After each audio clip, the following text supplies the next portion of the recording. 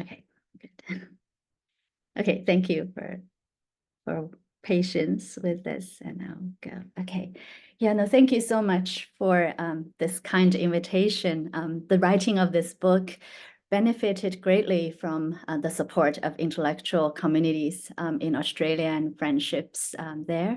I was a postdoctoral fellow at the Center for China in the World at the Australian National University, and also a visiting fellow at the China Studies Center at University of Sydney. I'm really grateful to have this opportunity to share some of my thinking in this book with all of you. So this book, Revolutionary Becomings, Documentary Media in 20th Century China, begins its narrative in 1895, the year of cinema's invention and the conclusion of the First Sino-Japanese War. It ends with documentary's involvement in the rehabilitation efforts in the post-Mao decade, and the epilogue brings the narrative to contemporary documentary. From the transnational production of news films on revolutionary insurgency to educational films teaching backyard furnace construction during the Great Leap Forward in the 1950s, to the reels of documentary evidence at the trial of the Gang of Four in the early 1980s, documentary was omnipresent in all social arenas in 20th century China. The aim of this book isn't just about writing a history of documentary film, even though this is one of its aims, but rather it argues that documentary serves as a fruitful entry point to think about how to theorize the mutual constitution of media and revolutionary movements, how revolutionary movements call for mediation to craft new political relationalities and form new ongoing knowledge, and how specific media practices that came about to answer the call in turn propelled specific unfoldings of the revolutionary process. So I wanted to just quickly comment on the keywords in the title. What is documentary? The classical definition is attributed to John Gerson.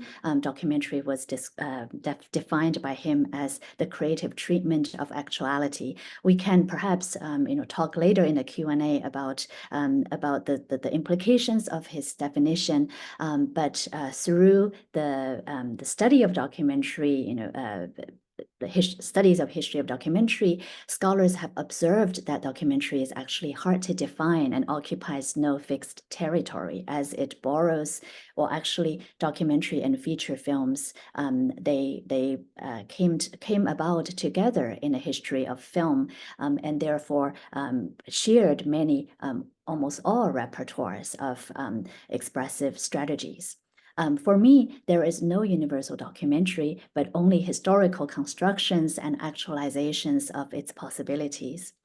Now, media is also another keyword in the title of the book. So I wanted to talk about media and mediation and what is gained by thinking about documentary as media. In recent years, with increasing saturation of media technologies in all arenas of life, we have seen a surge of scholarly interest in media and mediation as foundational operations that underlie our social formations. So mediation for me, as defined in the book, is the act of bringing things into constitutive relationships. So it's a broad definition.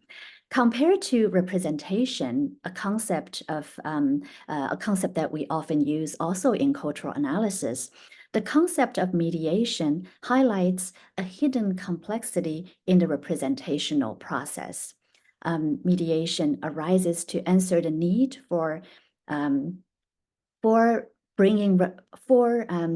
creating relationships where there are potential contradictions and conflicts. Mediation also creates constitutive relationships in the sense that it does not only connect entities, but also transform them when connecting them. And so taking cultural production as mediation emphasizes these cultural productions efficacy in creating specific relationships between things, concepts, communities, environments, and really place them in the midst of larger reproductive processes in the society. And I think in the midst is important for us to think about cultural production and its wider reach in the society. So I talked about mediation, I wanted to say a few things about what's media. Media are not, as Eva Horn writes, are not ready-made and bounded objects. Instead, they are processes or assemblages that become media when they come together in specific historical situations to serve mediating roles. The common critique of recent media studies is that there is a proliferation of media under scrutiny, not only cinema, television, and the internet, but also telegraph cables, filing systems, and cloud storage, and even the ocean and the air can be called media. But to this, really a response that I adopt in the book is really to think that everything can become media when it arises to serve mediating roles. The mediating process gives rise to media and transforms what's mediated at the same time. And so in this case, what's mediated and the media come together in a co-becoming.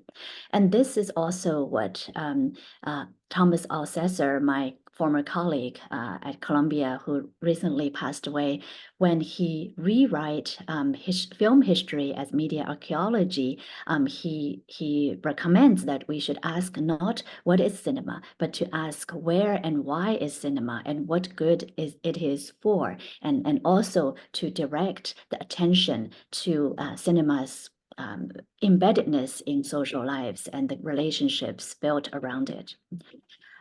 So revolutionaries have long understood the importance of media in their endeavors.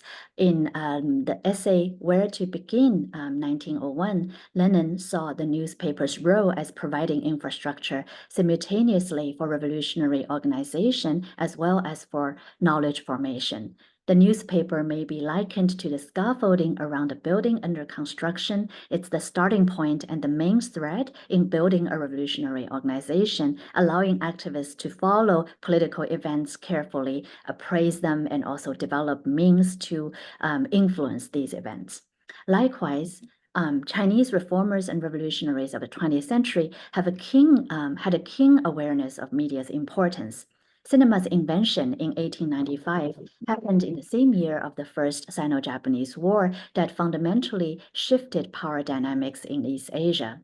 If the searchlight, as depicted here, helped annihilate the Qing troops on the battleground, Japanese propaganda would block prints widely circulated or internationally subjected the Qing to a second death and costed the dynasty the confidence of its political elites, who became intensely aware of the politics of media and took media production seriously as an essential part of their revolutionary agitation. Political newspapers mushroomed in China in the wake of the war. Writing in 1896, reformer Liang Qichao compared the newspaper and the information flow it created to the blood circulation vital for the health of the body politic. In 1896, Liang was writing about newspaper.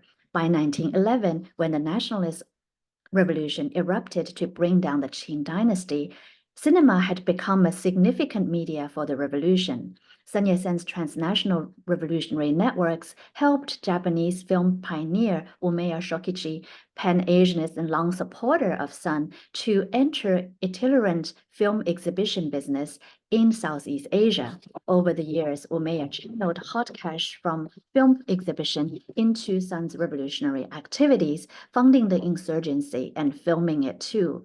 The globe-trotting revolutionary and itinerant filmmaker shared infrastructure and networks and moved resources between the mass media of cinema and mass politics of revolution. So from its earliest days, documentary in China was entwined in political strivings. After the revolution brought down the dynasty, documentary was used by various political powers contending for the leadership of the country, including political parties, warlords, and labor movements organized by the Young Chinese Communist Party. So as you can see here, the National Army's War on Sea, Land, and Air 1927 production depicted for us how the Nationalist Army envisioned its leadership, which is based on the hierarchy between the leader and the masses, shot in different angles, and also based on the command of the territory of the national territory, and also modern weapons, infrastructure, and even the development of airplanes. And here we have in this film also the first successful aerial shot done by a Chinese filmmaker, the Hong Kong-based Lai Men-wai. Here you see that the warlord Feng Yuxiang's mugshots, and a film that depicts a very different model of leadership based on pastoral care for this Christian warlord. And his subordinate, Zhao Yiyun, was educated in the Soviet Union and used montage, very successful montage, to depict this general in very tactile relationship with his soldiers, cleaning, wiping the wounds of the soldiers, and also here cutting the soldiers' hair. Media was, sorry. The politics of documentary also manifested in the politics of space and on-location shooting. Working in the semi-colonial Shanghai, Chinese filmmakers saw that they were at a disadvantage on all fronts. They faced obstacles filming in their own city, especially during political unrest and war, while European and American filmmakers, due to their colonial privilege, infrastructural support, and neutrality, had better access. Here you see a advertisement spread for newsreel films on the bombing of Shanghai in 1932. As you can see here, it says it happens in China, but you know it much more than the Chinese. And to some extent, it was true because the Shanghai news productions were very slow. As you can see, it was much slower than American newsreels.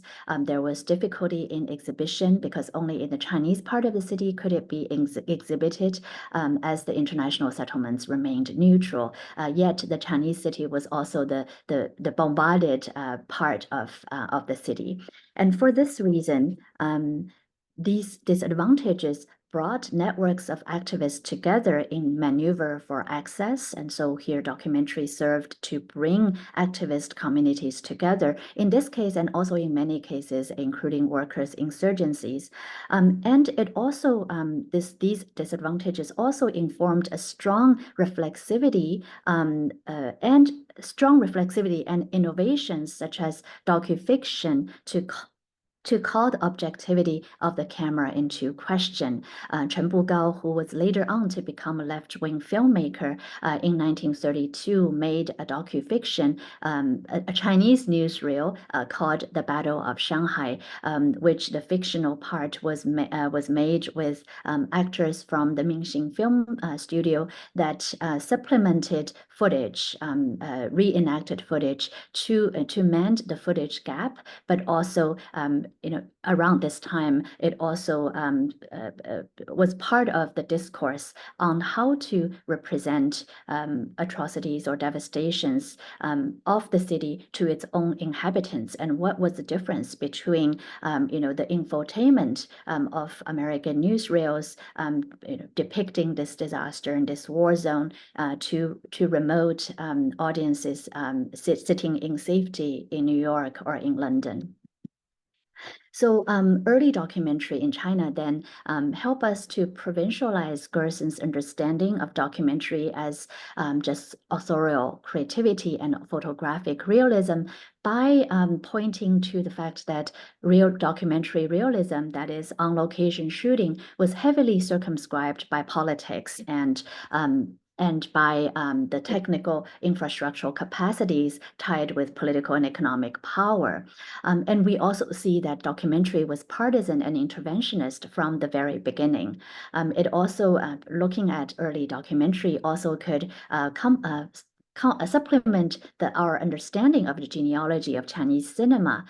While Chinese cinema had been conventionally understood as connecting to drama and to the entertainment industries, thinking about documentary brings to view extensive elite and institutional engagement in early cinema, and also affirming that there is another tradition of Ying Hua, which is related to illustrations, lectures, and institutional screenings.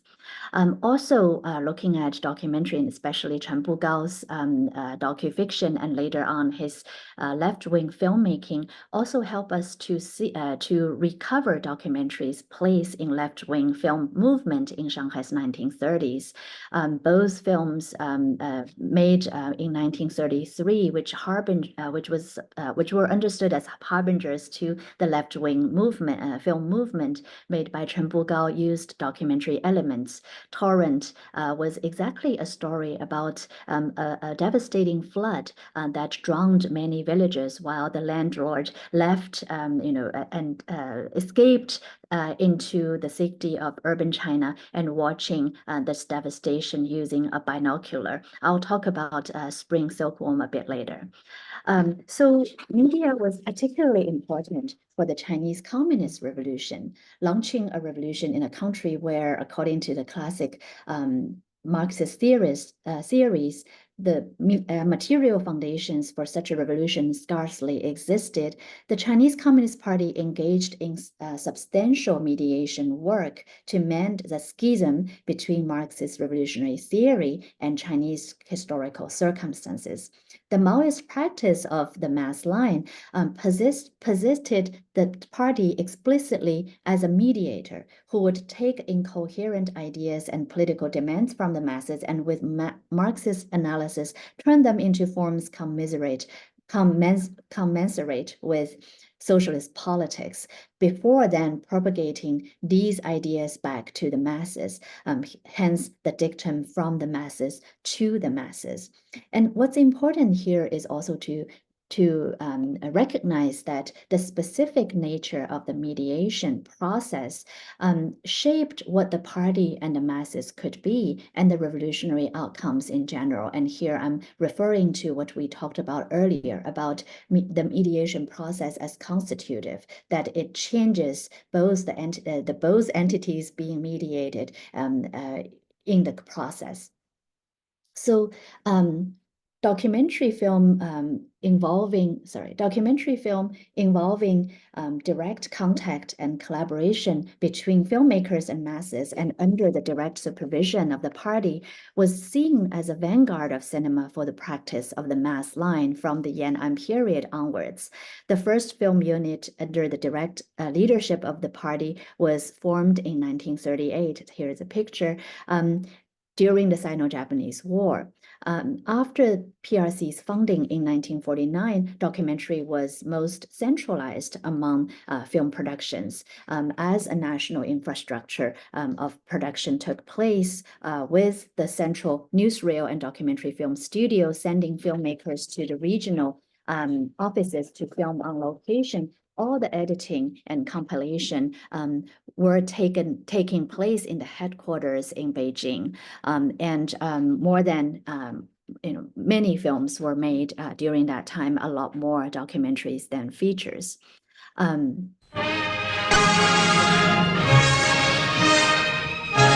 Sorry, this I was going to show you clips, but maybe I'll see if I have time to do that later on. So also during the Maoist period, the film film production also were married to also the increase in film projection units. As you can see of the data, a lot of the film projection were taken by mobile projectionists to the countryside to show films among the wider masses in the countryside. And we also have film technologies made to show films during daylight, and also to have 3-screen films and refractions of film screens in order to accommodate audience much bigger than thousands or even tens of thousands in open squares. I want to also comment on a third keyword in the title of the book, events, or actually, sorry, it's not it's not in the title, but it's one of the keywords for the main arguments of the book. In the book, I argue to read documentary as an eventful media. And I want to comment on what event means. So events are happenings that usher in new structures and dynamics. There is a before and after for an event. In this, when an event happens, there are changes in structures and dynamics, but some changes are certain. A revolutionary insurgency, for example, overturns the political structure, the power structure of the society. And here, this change in power structure is what the sociologist William Sewell defines an event. At the same time, some changes are emergent from the before and after. They are too new to be grasped or named. As Alain Badiou writes, an event occurs when a formerly excluded part, unthinkable and unnameable within the existing categories of thought and language, suddenly appears to challenge the dominant structure. In this case, because the proposal the proposal for change, for radical change, came from a formerly excluded part. They were so excluded that they were not even in the within the existing categories of thinking. And so this especially becomes much harder to grasp what their proposal might be. And so revolutions are archetypical events. It comprises of countless events in which changes occur in political relationality and in knowledge formation, that is, categories of analysis and fields of action. And also events are evanescent. How events are mediated determines what takes hold. So when we think about documentary, and also now when we come into the PRC period, when most of the documentaries are propaganda films made by the state studios, an eventful reading of these propaganda documentaries would go beyond the Cold War notions of propaganda as simply brainwashing. But also, it would not, become completely relativist to say that everything is propaganda, and thus losing an evaluative criteria on propaganda itself. Instead, it will argue for thinking about a propaganda documentary or any piece of propaganda focusing on political relationality and knowledge formation. What kinds of relationships came into being around the camera, what problems these productions attempted to solve, whose visions, scripts, and directions were followed, and what inclusions and exclusions were involved in the production process. Also, what was this event's implication for revolution's further directions? And it was these eventful readings then we could find an evaluative criterion that could address the political, ethical, and epistemological stakes of propaganda. So some examples I give in the book, for example, a propaganda film called Long Live the Nations, 民族万岁 by Zheng Junli, who is a leftist filmmaker, but working with a nationalist film studio in Chongqing during the war. And this film brokered relationships between the local authorities and the central authority of the nationalist state. And the performance of the camera was done by the people, organized by local authorities, and as the people interacted with the national government. And so there is a complex dynamics happening around the camera. Zheng Junli also brought a level of open and equal collaboration, much exceeding a top-down propaganda film, as he was himself a left-wing filmmaker. And so in this example, the film held place for different modes of political relationality, from dominance, alliance, to self-interest, from dominance to alliance, from self-interest to solidarity. Another example, I will just show it without giving the sound, is a Yan'an production called Nanyi Wan, which was a product of the Yan'an Cottage production, made on expired film and hand printed frame by frame. This was exhibited entirely locally to mediate between the CCP establishments, the troops and activists based in Yan'an, and Yan'an's agrarian residents burdened with the supply of the grain to the troops. And so this was the production, and also the exhibition of these films helped mend relationships at the local level. I will also go on. And thinking about propaganda films eventually also applies to a specific form of propaganda film called solidarity films by Thomas War, which was meant to build solidary relationships across revolutionary movements. In the book, I talked about the Sino-Soviet co-production Victory of the Chinese People, made in 1950, which reenacted 4 major military successes in the Civil War by the PLA. These battles, however, had been filmed by Chinese filmmakers on the battleground, and more than 3 filmmakers died fighting with the soldiers, and the filmmakers filmed the soldiers before the battle, and then found some of them after the battle already died during the battle and buried them. And so you would see that these black-white footage of battlefield actuality, even though much less spectacular than the color reenactments of the Soviet and Chinese Soviet co-production, nevertheless was a testimony for a solidarity relationship between the filmmakers and the soldiers. While when these images are replaced by highly organized and directed reenactments and expensive reenactments, as it was using real emanation, then raises questions about what images are deemed valuable, and what are the relationships that were replaced from the color by the color of the black-white images. Another, as I talked about earlier, an event, the grasping of an event is difficult, as revolutions were radical upheavals of all, so every relationships and also a unit of analysis in the society. And therefore, documentaries, long-term connection with knowledge formation, as Bill Nichols talks about the documentary as a discourse of sobriety, was also important for mediating revolutionary processes. There are 2 tendencies in documentaries' epistemological function.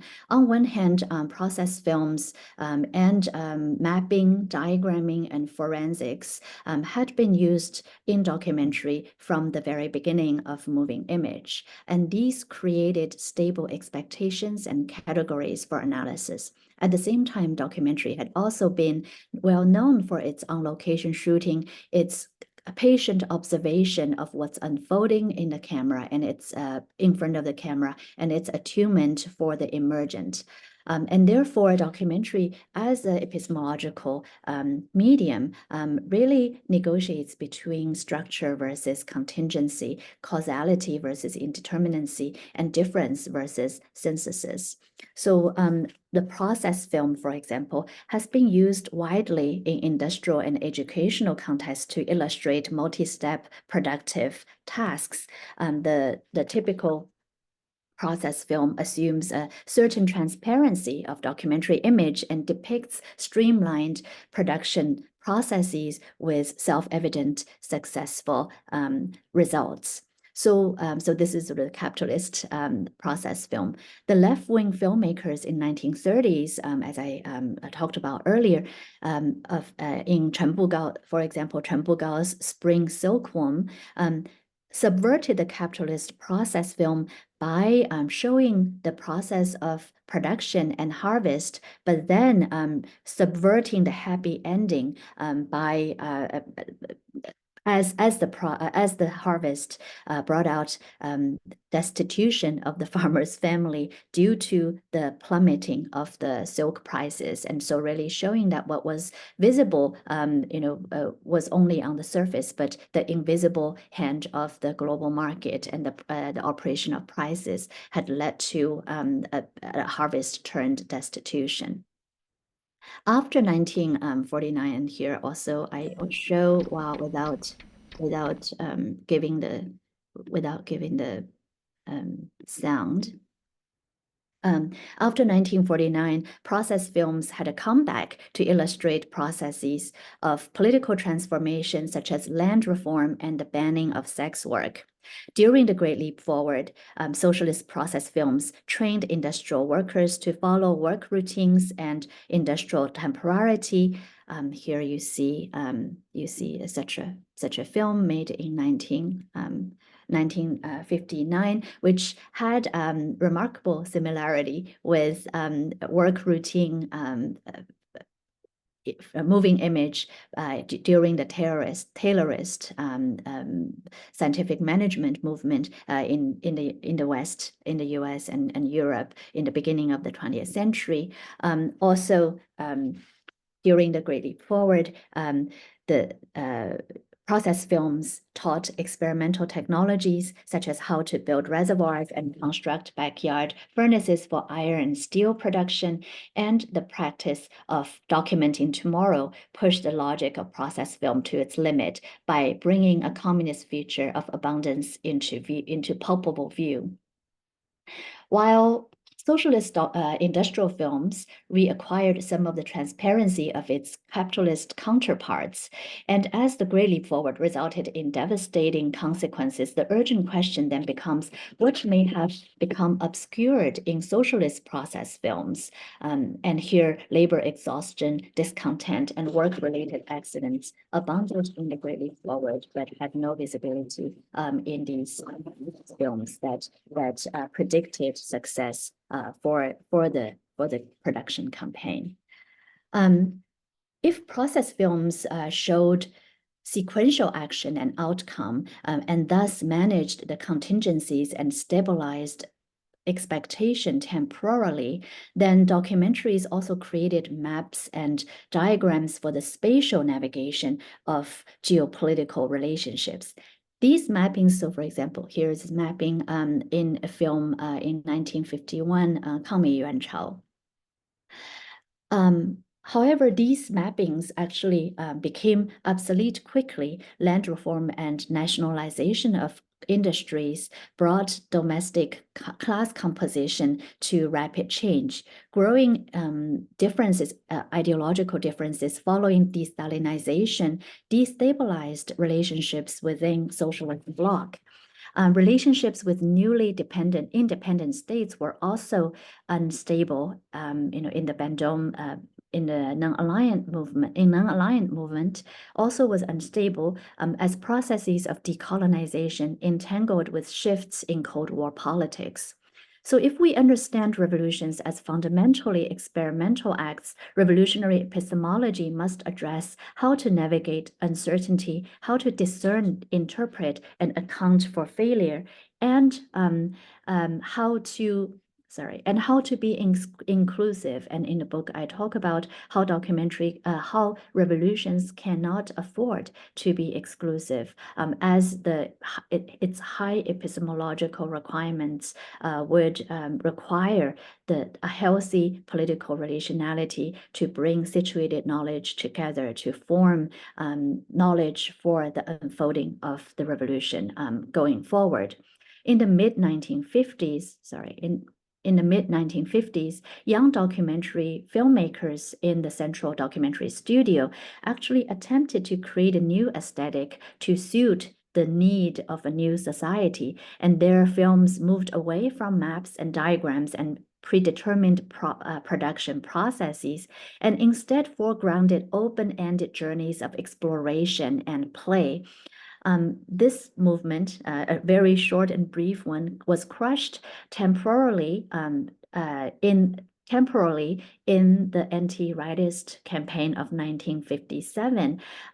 But then it came back in early 1960s in a documentary on Liu Shaoqi's visit to Indonesia. Liu Shaoqi and his wife, a communist activist in her own right, Wang Guangmei, visited Indonesia, and the film wondered plenty, mapped little, and created an intimate, tactile, and intersubjective aesthetic for the experimental policy of wife diplomacy, where a woman served as a more flexible mediator between China and its ideologically heterogeneous allies.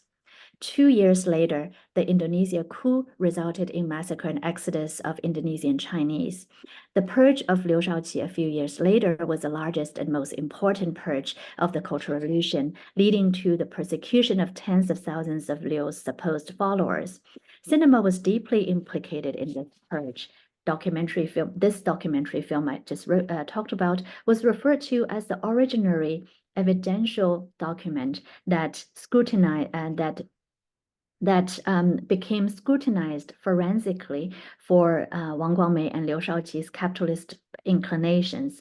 Wang Guangmei was forced to dress as how he had dressed in the film and be ridiculed in mass struggle sessions. So such forensic use of film was, of course, nothing new. Many, including Walter Benjamin, have written about it. As Tom Gunning points out, the criminological use of photographic images must be coupled with a system of classification that can translate image into information. And here, the classification was an intensification of the old class categories in the early 1960s, leading to the onset of the Cultural Revolution. Old class categories had actually been declared obsolete in the mid-1950s, yet as the political and economic foundations for the capitalist class no longer existed, class status became further linked in the years leading to the Cultural Revolution to one's manifested behavior and attitude towards the regime. And this revival of the old categories obscured the changing nature of the contradictions in the society, and it was so removed from the lived realities that representing these class categories and the class struggle became a problem for documentary, which relied on real life experience in documenting real life experiences. And so historically an eventful medium documentary in the period in the years leading to Cultural Revolution and during the Cultural Revolution became anti-event. It repeatedly asserted existing categories, even when the camera couldn't find the manifestations of these categories in real life and must remediate other media such as sculptures, paintings, and class education exhibitions to propagate the class stereotype. And so documentary as documentary played such an important role in the revolutionary process, when we got to the immediate decade after the Cultural Revolution, documentary became one of the most important media for the party's rehabilitation efforts to correct past wrongs. So the rehabilitation was initiated in late 1977 and was the most important political process for the Chinese society between 1978 and 1982.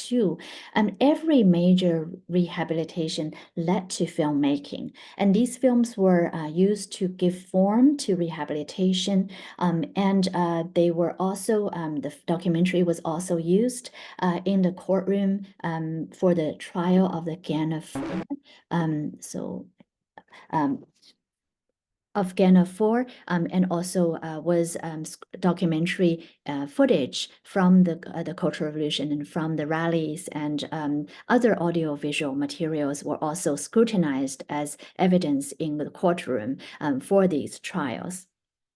While the party, I'm finishing soon, so but while the party wished to close the books quickly, documentary revisited revolution's archives and mobilized historical documentary footage to release revolutionary history from its teleological hold and ask the urgent questions of what went wrong and how to learn lessons from the past. And so I discussed Liu Shaoqi's Rehabilitation, staged as a state funeral to close the books, but how documentary camera in this film, in this rehabilitation film, also did a lot of ritually incorrect things, such as showing the ashes of Liu Shaoqi and then moving from a stationary camera to a highly, very shaky and emotional handheld camera to bring the unresolved mourning into view. At the same time,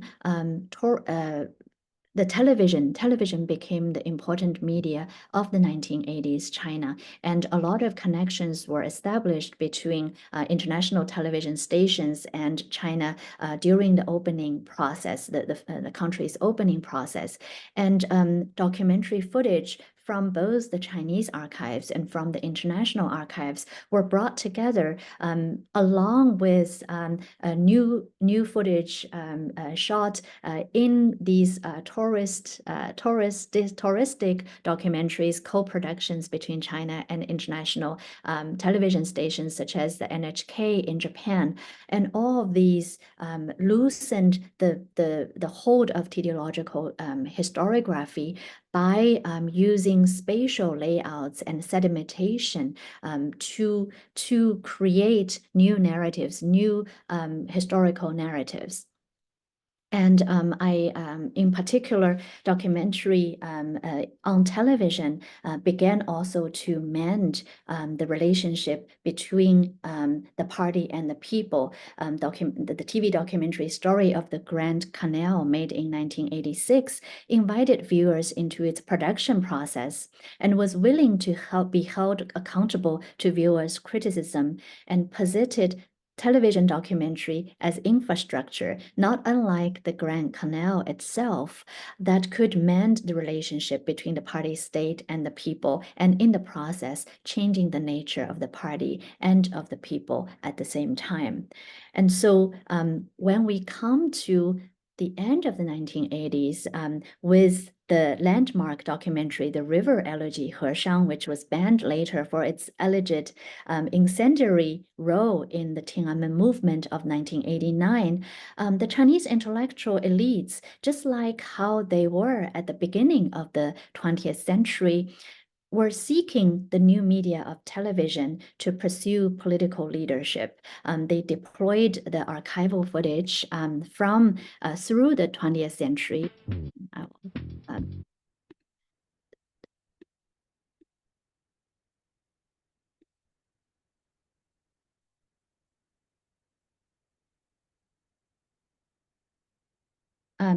It deployed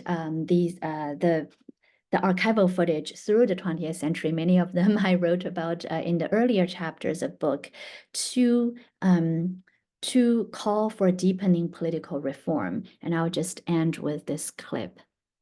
青年忘不了。 So this is the footage from the Russo-Japanese War. 是近百年来总是被动挨打的历史造成了我们今天的心态吗？或者说，是近几十年来的贫困落后造成的吗？或许是这样，但不完全是。在这些现象背后隐藏着的，是一个民族的心灵在痛苦，它的全部痛苦就在于文明衰落了。